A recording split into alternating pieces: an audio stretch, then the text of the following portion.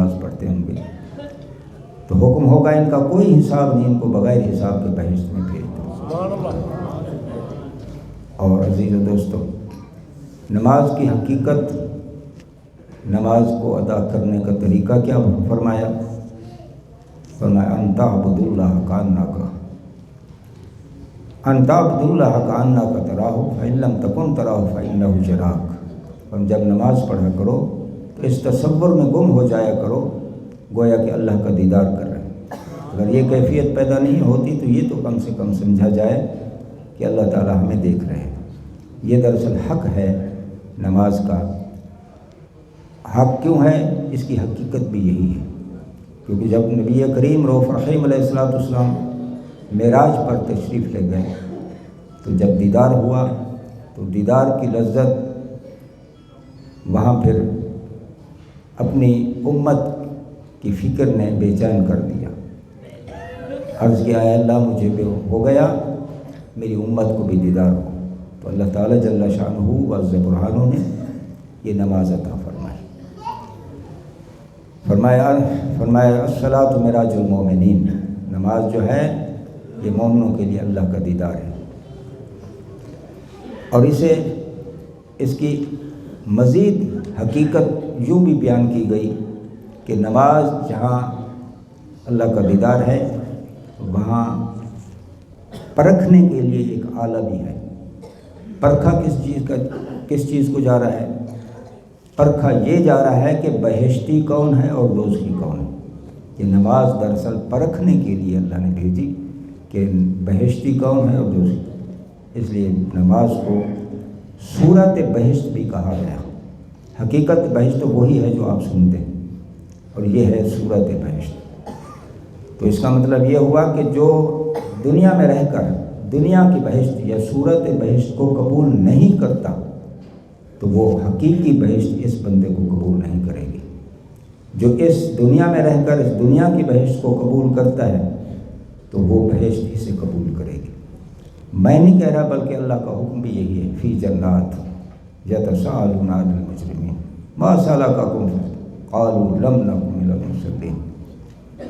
نبی کریم علیہ السلام فرماتے ہیں دوزخ اور بہشت کے دروازے اٹھ جائیں گے، جبکہ فاصلہ کتنا؟ زمین و آسمان کا درمیان میں جتنا فاصلہ اتنا فاصلہ، لیکن اللہ کی قدرت یہ ہوگی کہ ایک دوسرے کو پہچان رہے ہوں گے، دیکھ رہے ہوں گے، پہچان رہے ہوں گے، کہ ایک دوسرے سے بات کریں گے، سمجھیں گے، جواب دیں گے۔ تو بہشتی ایک دوسرے سے کہیں گے وہ دیکھو فلاں کھڑا، فلاں کھڑا، فلاں وہ جل رہے ہیں۔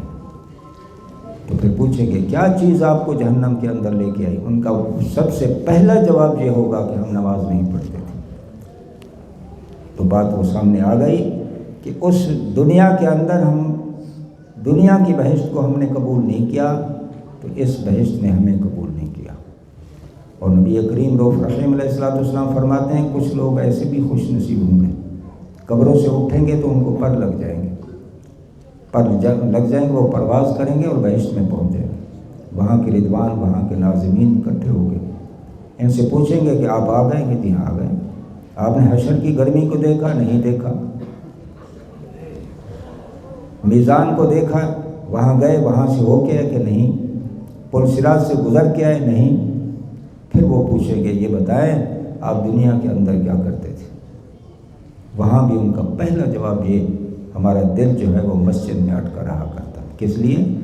مسجد کوئی بیع و شراء کی جگہ تو نہیں، خرید و فروخت کے لیے نہیں، خورد و نوش کے لیے نہیں، وہ ہے تو کس لیے؟ نماز کے لیے۔ تو عزیز و دوستو، اب پتہ چلا کہ جس نے دنیا کے اندر رہ کر اس بہشت کو قبول کیا تو اسے میدان حشر پہ بھی نہ جانا پڑا، وہ سیدھا بہشت میں پہنچ گیا۔ دوسرا یہ ہے عزیز و دوستو کہ انعامات میں سب سے بڑا انعام تو اللہ تعالیٰ نے خود جتایا، اور آپ کے طفیل جو ہمیں انعامات ملے، انعامات بہت سارے ہیں، اور یہ بھی حقیقت ہے کہ سب سے بڑا اگر انعام ہم کسی انعام کو سمجھ سکتے ہیں وہ ہے درود و سلام۔ آپ زندگی بھر اگر چاہیں کہ ہم ہر وقت حضور کا میلاد ہی بیان کرتے رہیں تو درود و سلام اپنی زبان کو وقف کر دو کہ یہ ہے درود اسلام کے لیے، کیونکہ درود اسلام ملا تو حضور کی آمد پہ ہی ملا ہمیں۔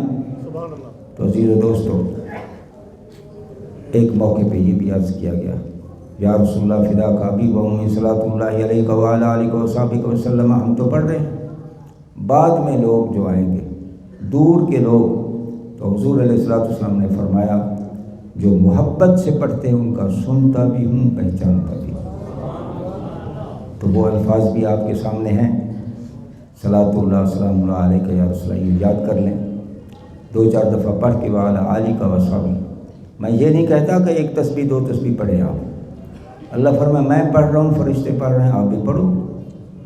تو اس کے لیے تسبیح 2 تسبیح کو قید نہیں ہے، جب بھی زبان فارغ ہو تو آپ کی زبان پر درود و سلام ہو، اور یہ بھی آپ کے ذہن میں ہو کہ مومن کی زبان پاک ہے، اگر وضو ہے تو ثواب زیادہ ہے، اگر نہیں بھی تو پھر بھی آپ درود و سلام پڑھ سکتے ہیں۔ تیسری بات یہ ہے کہ اللہ تعالیٰ فرمائے میں آپ کی صورتوں کو نہیں دیکھتا، لا ينظر الى صورکم والى اموالکم ولکن ينظر الى قلوبکم والى نیاتکم، میں آپ کی صورتوں کو نہیں دیکھتا، آپ حسین جمیل ہو یا کبھی شکل کے ہو، میں آپ کے مال و متاع کو نہیں دیکھتا کہ آپ امیر ہو یا غریب ہو، میری نگاہ تیرے دل پہ ہے، تیری نیت پہ ہے، تیرے کاموں پہ۔ اب اس دل کو جب ہے ہر وقت اللہ کی بارگاہ، اللہ کے سامنے دل ہی ہے، تو اب اس دل کو اللہ کی بارگاہ میں پیش کرنے کے لیے ہم کون سا دل بنائیں؟ تو حضور علیہ الصلوۃ والسلام نے فرمایا اگر آپ چاہتے ہو اپنے دل کو بنانا تو فرمایا لکل شیء سقالۃ و سقالۃ القلوب ذکر، فرمایا ہر چیز کو ٹھیک کرنے کے لیے کوئی نہ کوئی آلہ ہے، دل کو ٹھیک کرنے کے لیے اللہ کا ذکر ہے۔ تو بس اللہ کا ذکر ویسے تو کئی بدنی ذکر بھی ہے، مالی ذکر بھی ہے، زبانی ذکر بھی ہے، لیکن سب سے بڑھ کر جس سے ذکر کہا گیا ہے یا جسے ذاکر کہا گیا ہے، اب کہنے کے لیے تو مثلا اہل تشیع جو مسند پہ آ کے مرثیے بیان کرے، مسائل بیان کرے، فضائل بیان کرے، اسے ذاکر کہتے ہیں۔ اب یہ بھی ہے کہ آج بھی مجلس ذکر ہے، ہم پہنچ گئے، وہاں ذکر ہوتا رہتا ہے، زبانی ذکر، لیکن ذاکر کہتے کس کو ہے؟ ذاکر کس کو کہتے ہیں؟ تو شیخ عبد القادر جیلانی محبوب سبحانی قطب ربانی رضی اللہ تعالیٰ کی خدمت میں عرض یا حضرت یہ فرمائیں، حضور یہ فرمائیں کہ ذاکر کس کو کہتے ہیں؟ آپ نے فرمایا ذاکر اسی کو کہتے ہیں جسے اللہ ذاکر کہے۔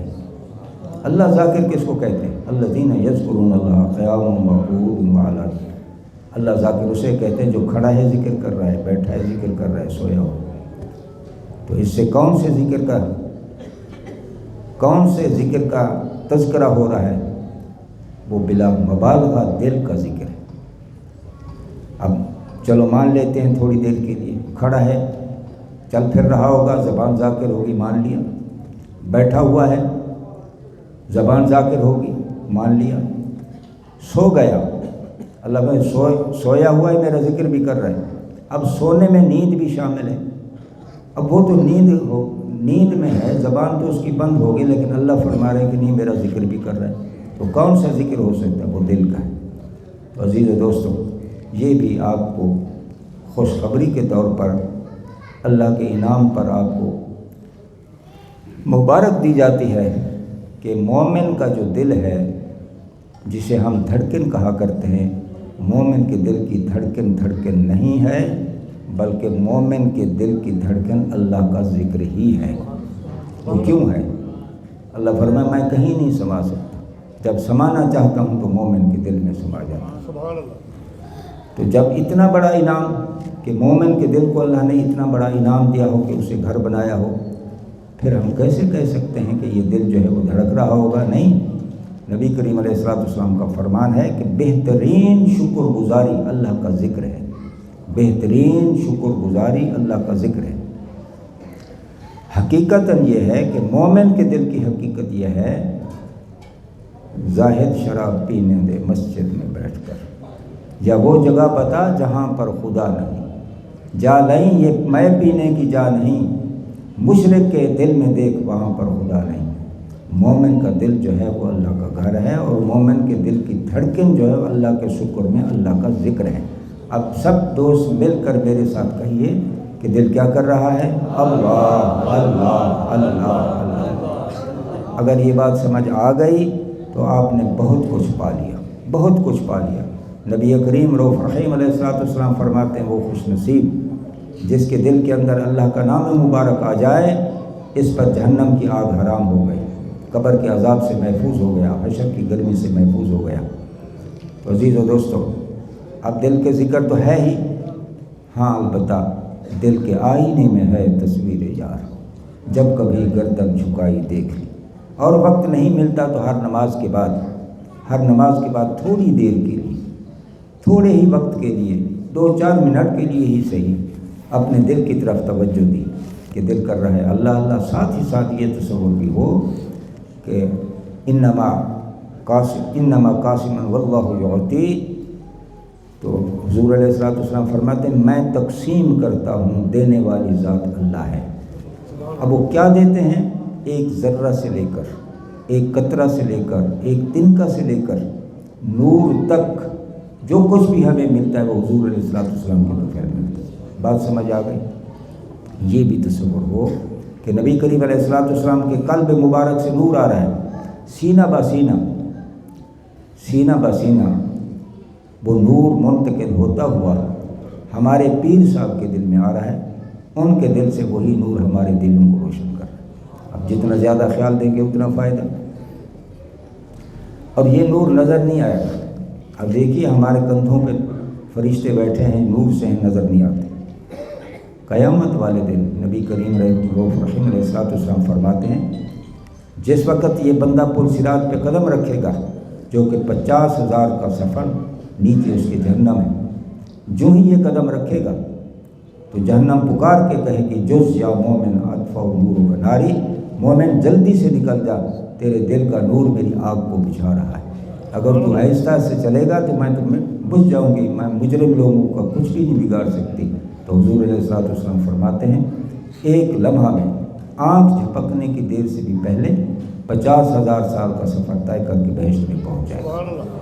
تو اب آپ کے لیے ایک معمول ہو گیا، ایک معمولات کیا ہوئے کہ دل اللہ اللہ کے لیے وقف، بات سمجھ آ گئی ہے، زبان درود و سلام کے لیے وقف، پیشانی نماز کے لیے وقف، رہا بدن یہ اللہ نے اپنی مخلوق کی خدمت کے لیے عطا کیا۔ ہر کے خدمت کر وہ مخدوم شو، ہر کے خود ربی، چاہے کہ وہ ایک اپنے ماحول کے اندر ایک چھوٹا سا کاشتکار ہے، چھوٹا سا دکاندار ہے، یا ایک صرف جھاڑو پھیرنے والا ہی کیوں نہیں، یا پھر وہ مسند صدارت پہ ہے، مسند وزارت پہ، جو بھی ہے سو سمجھے یہی کہ کچھ وقت کے لیے اللہ تعالیٰ نے جو مجھے منصب عطا کیا، زندگی عطا کی، یہ اپنی مخلوق کی خدمت کے لیے جتنا ہو سکے مجھ سے کہ میں اللہ کی خدمت کر جاؤں۔ تو عزیز و دوستو، باقی یہ ہے اپنے معمولات میں مغرب کی نماز کے بعد ایک تسبیح پہلا کلمہ پڑھ لیا کر، جددوا ایمانکم بقول لا الہ الا اللہ۔ نبی کریم علیہ السلام فرماتے ہیں اپنے ایمان کو چمکائے رکھا کرو کلمہ لا الہ الا اللہ۔ عشاء کی نماز کے بعد ایک تسبیح استغفار کی پڑھ لیا کر، استغفر اللہ تعالی ربی من کل ذنب و خطیئۃ، جیسا کہ آپ اکثر سنا کرتے ہیں۔ نبی کریم رؤوف رحیم علیہ السلام فرماتے ہیں ہر بندے کو ہر روز 70 مرتبہ قبر یاد کرتی ہے، اور مختلف قسم کے اس کی آوازیں ہیں۔ تو فرمایا میں بھی 70 مرتبہ استغفار پڑھتا ہوں، اور آپ بھی 70 مرتبہ استغفار پڑھا کرو۔ یہ قبر کا جواب ہو گیا، تو جیسی ہے سو ہے، میں اللہ سے معافی مانگ کے آ رہا ہوں، جسے اللہ معاف کر دے ہے قبر تو اس کا کیا بگاڑ سکتی ہے۔ تو عزیز و دوستو، آخری گزارش یہ ہے، نبی کریم علیہ السلام نے 1400 برس پہلے فرمایا کہ وقت آئے گا کہ میری سنتیں فوت ہو جائیں گی، اس وقت میری ایک سنت کو زندہ کرنے والے کو اللہ تعالیٰ 100 شہیدوں کا من تمسک بسنتی عند فساد امتی فلہ اجر میعاد۔ اس لیے میں گزارش کروں گا اس مبارک موقع پر ہم تحیہ کر کے اٹھیں کہ حضور علیہ السلام کی مشبہ شکل، یعنی خوبصورت شکل، اپنی خوبصورت شکل بارگاہ رسالت میں پیش کریں گے کہ تھوڑی سے نیچے ایک مٹھی سے آدھی انگلی بھی کم نہ ہو، اس لیے کس لیے؟ من تشبہ بقوم فہو منہم، جو جس قوم سے کہ مشابہت کر کے آئے گا اسی میں سے اٹھے گا۔ ہم ہوں حضور علیہ الصلوۃ والسلام کے امتی، کھڑے ہوں کہیں اور وہاں کی شرمساری سے بھی بچیں گے اور حضور علیہ الصلوۃ والسلام کا ساتھ بھی ملے گا۔ جو مسئلہ سنا شریعت پاک کا اس پر عمل کریں۔ عزیز و دوستو، ہم نہیں کریں گے تو کون کرے گا؟ اب دیکھیے، اسلام کی ایک سلطنت ہے، اس میں داخلے کے لیے کلمہ ضروری ہے، لا الہ الا اللہ محمد رسول اللہ۔ اب جب اس سلطنت میں ہم داخل ہو گئے، اسلام کی سلطنت میں داخل ہو گئے، تو سارے کے سارے قانون پر ہمیں ہی عمل کرنا پڑے گا۔ تو عزیز و دوستو، جو مسئلہ سنا شریعت کا اس میں بھلا ہمیں کہ مخلوق ہمیں کچھ کہتی رہے، لیکن حضور علیہ السلام نے فرمایا لا طاعۃ للمخلوق فی معصیۃ الخالق، جہاں اللہ کی نافرمانی ہوتی ہے، مخلوق خوش ہوتی ہے، چھوڑ دو مخلوق کو، اللہ کو ناراض نہیں کرو۔ اللہ تعالیٰ ہم سب کو عمل کرنے کی توفیق عطا فرمائے۔ وما علینا الا البلاغ۔ درود اسلام کے